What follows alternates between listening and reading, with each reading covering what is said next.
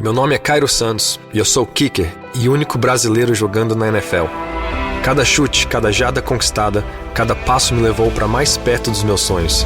Agora, a cada R$200 em compras com seu Visa cadastrado, você tem a chance de ficar mais perto do sonho de assistir ao Super Bowl 59. E usando o seu cartão de débito, você ainda concorre a prêmios diários de até R$1.000. Não importa o tamanho do seu sonho, dê o primeiro passo. Visa, apoiando seus passos aonde você quiser chegar. This Steve Jones Show podcast is now loading. The Steve Jones Show podcast is presented by Sunbury Motor Company, Purdy Insurance, Brewers Outlet, and NIL Game Changers. John, how are you? Great to have you with us today. Hey, Steve. Thanks. Yeah, I'm well, thank you. How about yourself? Good. Doing all right. Okay, so you go through the early returns. It's just a starting point. What do you like about what you see so far? I like the competitive effort that we've been putting out there thus far. We've played 3 home games, bit of a road warrior mentality right now, in some difficult college basketball environments. Obviously, the biggest one being the most recent one on Saturday at Kentucky, but we did a nice job of handling some in-game adversity and finding ways to win our first 2, and I think that's these are 3 totally different college basketball venues that we experienced, and we did a really nice job of figuring out how to win our first 2 and compete in our third one. So I've seen a lot of good things with a lot of growth to be had ahead. Matchups mean a lot. So you get into a game with Kentucky. All right. How difficult you're trying to figure out ways to win, but how difficult are the matchups in a game like that? Well, we had 1 day preparation, so that didn't help us very much when it comes to just putting our, I would say, best effort out there. But, I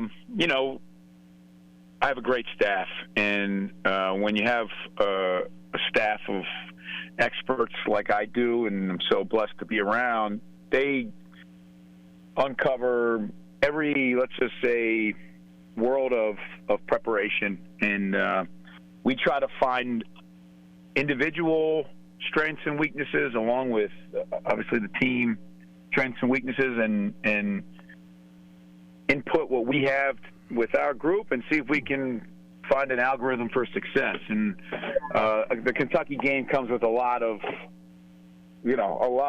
other elements to it, being that it's the Lexington Rupp Arena scene is amazing. We honestly just wanted to compete to the best of our ability as a program. I think that we have earned, I would say, the brand of a team that can go into Rupp and potentially come out of Rupp with a win. Mm-hmm. And I thought what we saw was a Kentucky team that respected our brand and played very well. When you have a couple of guys that are averaging 35 points a game between Josh Basco and Noah Williamson, what kind of balance does that give you on the floor at this particular time?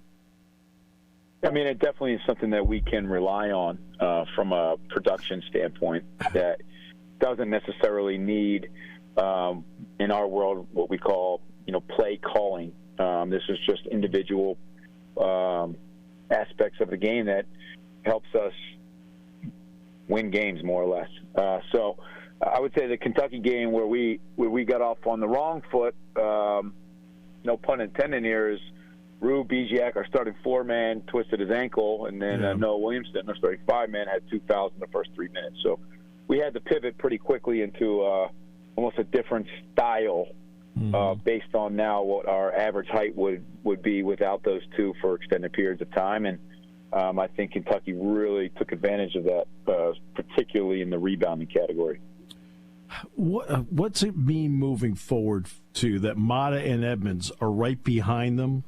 Between the 2 of them, averaging almost 23 points a game as your 3rd and 4th scorers out there.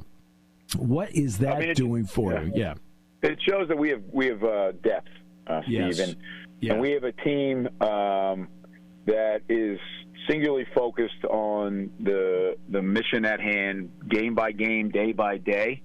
And I would say there's a very important poise and maturity that we have in our locker room right now, and that creates balance. I mean, there's a lot of unselfishness and a lot of people with the right mentalities and mindsets as we head into each game. So we're deep. We're a deeper team. We have, 15 guys on our roster, and all 15 guys can make a three. And we've shown that at different points so far in the season, including our exhibition at St. Joe's. And that'll be definitely that depth and the experience and the collective production will be part of the recipe, hopefully, for success.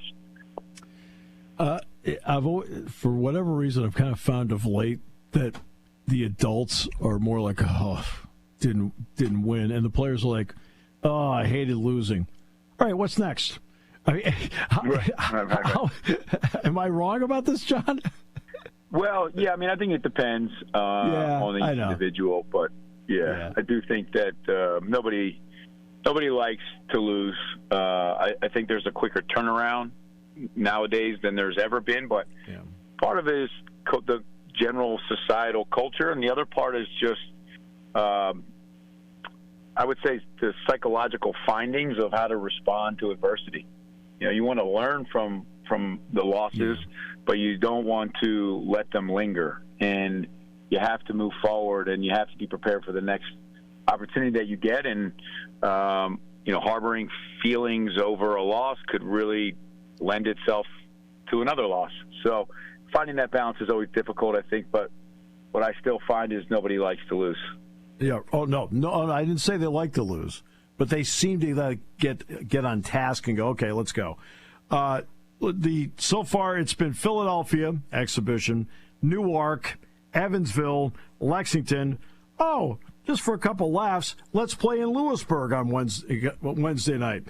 John, what's it going to feel like, do you think, for you and your team to be in your gym?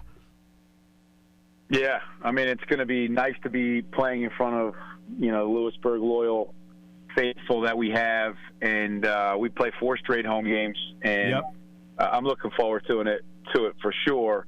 I think our players are really looking forward to it because there is a pretty great energy right now around our program, and to kind of put forth the product in front of our home crowd is always something special for us here in Lewisburg. But at this point, having been on the road for 3 straight games and settling in at home, to be in Lewisburg 4 straight times is pretty unique, I would say, for the non-conference schedule, and we're excited about it.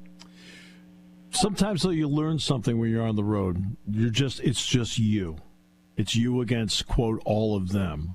What did you learn about your team in the first 3 games, just being around your team and them being around each other? Yeah, I would say the main thing that we learned is that they enjoy being around one another. I think there's a camaraderie in our locker room that's very tight-knit, and they care about one another, and they enjoy spending time off the floor with one another, which is just really important. Regardless of where we are in the state of athletics, if you have a team that enjoys being around one another, that's a great starting point. And then the other thing I learned is that, we're tough. We have a resilient group. They're physically tough. They're mentally tough. They can handle in-game adversity, and they can move forward together. And we handled some in-game, potentially game-swinging type of momentum scenarios, and we came out on the other side. So there was a lot of positives, and there was a lot of growth opportunities that we will study hard now and really attack. John, finally, for you, style of play to this point is one thing to implement it and put your system in at both ends of the floor in a practice scenario. You've now seen an exhibition in 3 regular season games. Do you like the way the players are understanding the style of play that you need to win? Yeah, I mean, I think every game we learn something new, and every opportunity practice-wise after these games, you really have to spend time on, fine-tuning where I would say, ugliest parts of these games happen. For us, sometimes it's in the middle of the shot clock. Something we have to improve on is getting the ball from one side of the court to the other to move the defense around and potentially create some gaps for us to attack the paint. And then defensively, we just have to continue building upon what our base is right now, which is trying to keep people out of a scoring area near the rim. So I would say that I think that they are trying hard to execute what we want to do on both sides of the ball. And at this point in the year, practices becomes very important because they don't happen as much, and we have to be efficient with the time that we have. No, John, fabulous. Really, I think it's a fabulous start. Keep it going. Got 4 in a row at home starting on Wednesday night, and I wish you nothing but the best of luck and look forward to our next conversation, my friend. All right, Steve. Thanks. Appreciate you. Have a great week. You bet. John Griffin, head coach at Bucknell, as they've got Mount St. Mary's on Wednesday night at Soika. Just for a change of scenery. Let's try playing at home. Just for a change of scenery. Sun, ride with the sun, Sunbury Motors.